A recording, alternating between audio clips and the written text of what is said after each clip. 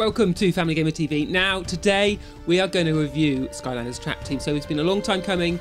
We've seen lots of footage, lots of previews, lots of glimpses, but today I want to give my verdict on what I think works and what I think doesn't work in Skylanders Trap Team. So first of all, obviously we have our new Trap Master heroes, and I like these a lot. We've got Snapshot here. The kids have been playing with these. As you'll have seen, they unboxed them. And I think what was most important is that the toys function really well as toys in their own right. So whether it is these Trap Master heroes or whether it is these super cute minis that we've got here, both of them and all the characters within Skylanders work away from the game. We work on the carpet, on the living room table, and as you can see, the kids really enjoyed getting them out of the boxes and then just playing on them. There's quite a while where they just play with the toys on their own before they actually progressed onto the game. Now obviously the game this year has some new gimmicks, and the first of those is a new portal. Now I think we need to sort of, I guess, resign to history the idea that we'll have one portal that will live with us from game to game. That is something that they said when they first launched Skylanders, is that it was a platform, sort of one toy box, many stories, many adventures. But really, after Giants had that booster pack, we haven't seen that again. And each year, the drive for novelty and the drive for innovation, I think, means that we're going to see a new portal. This year, the portal has a slot to put the traps in that capture the enemy. So, unlike previous years, we're not stuck just playing as the Skylanders, but we can also play as one of 40 or so different villains. So players encounter those villains, they defeat them, and they put the trap element in the portal, and you have this really quite magical experience where that villain travels from the screen to the portal. You hear the voice move from the screen, and the portal's got a speaker in. So I think that was important that they had that new balloon technology in the portal, both the trapping element of actually putting this physical trap toy in the portal and also having the speaker. It creates a convincing transition from screen to physicality, and for the kids I think the magic just works. For grown-ups I think there's also, will raise a smile or two as well. What? Hello? Can anybody hear Gulper? No. And if so, can you bring Gulper some soda? The Gulper trapped. Gulper have to be nice now. Kind of strange. But Gulper get used to it. They're really well voiced, and while you're playing, you have this really nice element where the villain trapped in the portal will interject and will say things like, hey, you're running out of health, or hey, why don't you use me, Skylander, and bring him or her into the game. And there's a really nice sort of back and forth between the two. And when you realise that those voices have been done individually for each and every villain, the level of delivery here is way above what we might have expected. Now, playing the game with the starter pack, you get two characters, one Trap Master, Snapshot here, and you get Food Fight, as you can see here. And now that means you can play through the entire game. And this is something I've often said again and again to families and to parents. Buy the starter pack, don't buy too many more characters until you've finished the game and played through and exhausted all the value, and there's a lot of value packed in there. One downside this year is that those elemental gates that you used to be able to access with old Skylanders characters, we've obviously got our range of figures here, you can no longer do that with old characters. You have to have a Trap Master character to unlock the different elemental gates. So we've got an undead character here, Crypt King. Now if you have him, you can get into all the undead elemental gates, which are now called Traptanium elemental areas. So those zones aren't available unless you have one of each of those Trap Master characters, and they're not particularly big. They're quite big toys. They're quite relatively expensive compared to other Skylanders, so that adds to the overall cost of the game if you have to see all those elemental zones.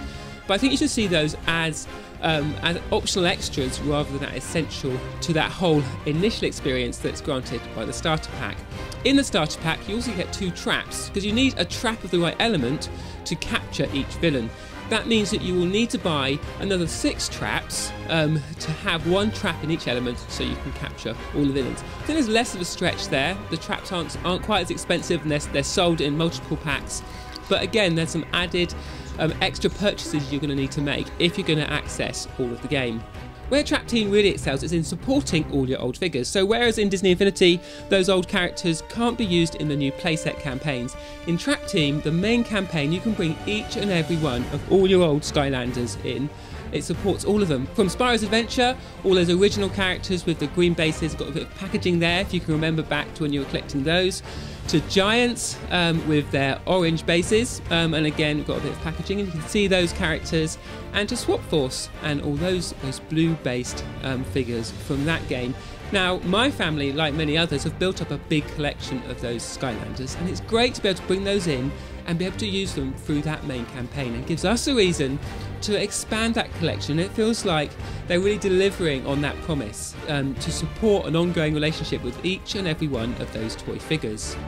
Now, the game itself is very similar to what we saw in Swap Force, and is very similar to what we saw in Giants and Spyro's Adventure. So really, we haven't seen a huge amount of innovation in terms of what the game is itself. It's still that Lego video game style sort of corridor where you're working your way through wave upon wave of enemy, you're solving different puzzles. Now, it's well delivered, it's very streamlined, it feels less cluttered than last year. The story feels more coherent, and I think you're more interested and affected by it because you can play as both the villains and the Skylanders. But essentially, this is the same game that we've been playing for a number of years now, and I'd really like them to innovate a bit more, perhaps offer a different style of gameplay, and particularly with seeing Disney Infinity bringing a split-screen gameplay and also bringing online play to their toy box. I think that Skylanders is feeling like it's lagging behind here, and certainly my kids found it quite frustrating to go back from Infinity's split screen to that shared screen co-op mode in Skylanders, and there was a bit of frustration between the boys as they both had to go the same direction. Now, maybe that's not a bad thing, they had to work out their sort of collaboration skills, but modern games these days, including the Lego games, usually offer a split screen option, and that just isn't there yet in Skylanders Trapteam.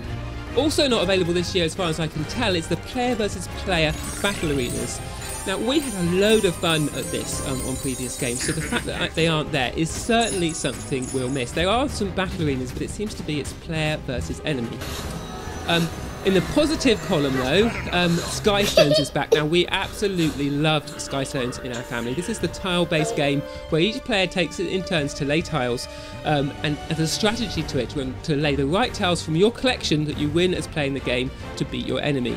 It comes back as Skystone Smash in this iteration of Skylanders, and it has a slightly more mathematical edge to it, so I think parents will quite appreciate that element of this game, and I think kids and gamers will enjoy the sort of slightly more exuberant, slightly more combative tile-based gameplay. Now, Skystone Smash is also available as a standalone. Once you've unlocked it in the game, you can just go in and play it on its own. On the Wii U, you can play it just on the Wii U's gamepad controller. On the 3DS, there is also a Wi-Fi version, or a multiplayer version of Skystone Smash that you can play as well, and I think that is a real nice addition to Skylanders Trapteam. But the real star of Skylanders Trapteam are these characters. Back in the hands of Yue Huang and Paul Ritchie at Toys for Bob, you can really sort of feel their hand on the character design tiller again. Now, interestingly, they're not as functional as the sort of mix and match characters from Swap Force, so they lack that articulation. We've got Hoot Loop here, and where you could take them apart and snap them back together, which I really liked. But the designs themselves, I'm really taken with, and the kids are as well. And I think these are as good as any you'd see in any collectible toy line. And in fact, it feels like there's a more genuine claim to being a collectible line of toys here than for games like Disney Infinity. Now, where Disney Infinity shines in terms of what it delivers in the game itself and the level of complexity in the toy box perhaps outshines some of the toys here, which are relatively simplistic.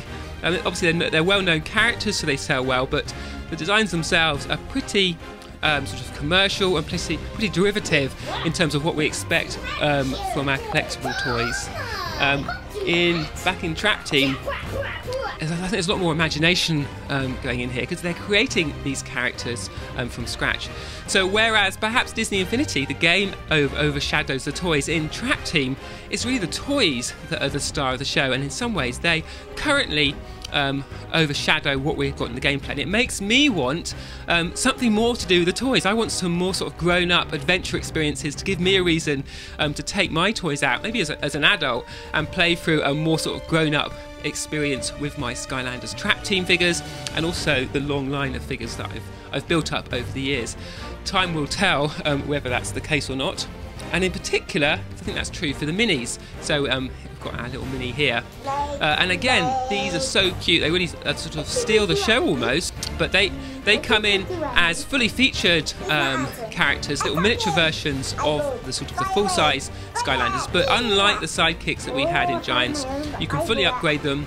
They're just as powerful and playable as the full-size Skylanders, and I think I wouldn't be surprised if we get a spin-off game, some sort of Skylanders minis game that is separate in its own right. Again, I'd like more to do with these, and I think it'd be interesting to see how they move forward on different platforms.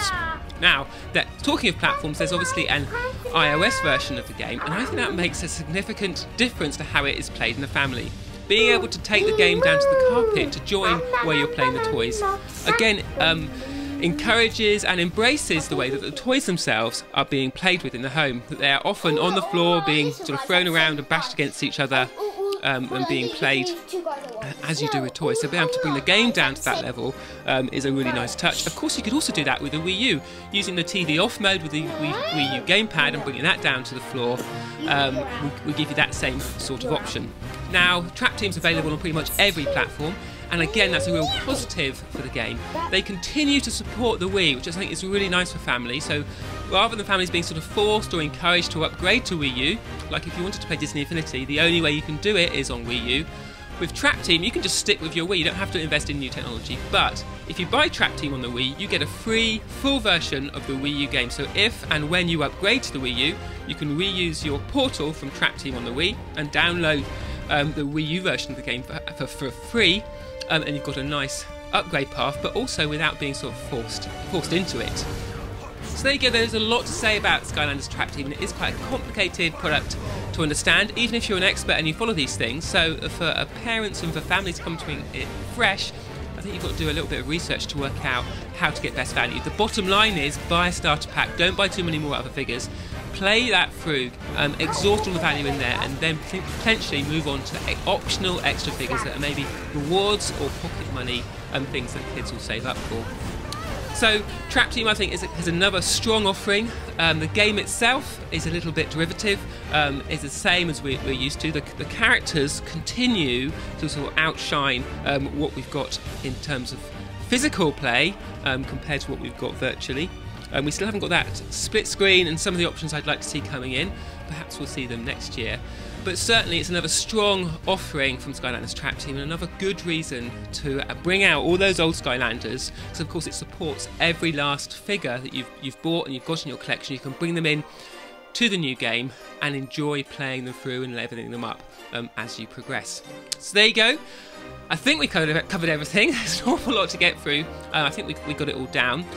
Do tell us what you think of Traptanium in the comments. We'd like to hear, what you think, how you're going to be playing it, what version have you got, when are you getting it? Are you going to get it at launch? Are you going to wait and get it nearer to Christmas? Perhaps get a bargain by not having to have it on day one. If this is the first Family Gamer TV video you've watched, then do subscribe to the channel, because that means that we can let you know when we have more content available, and we'll have more on Skylanders Traptanium, more in Infinity, more on Angry Birds, and more on other games that we think will be perfect for your family.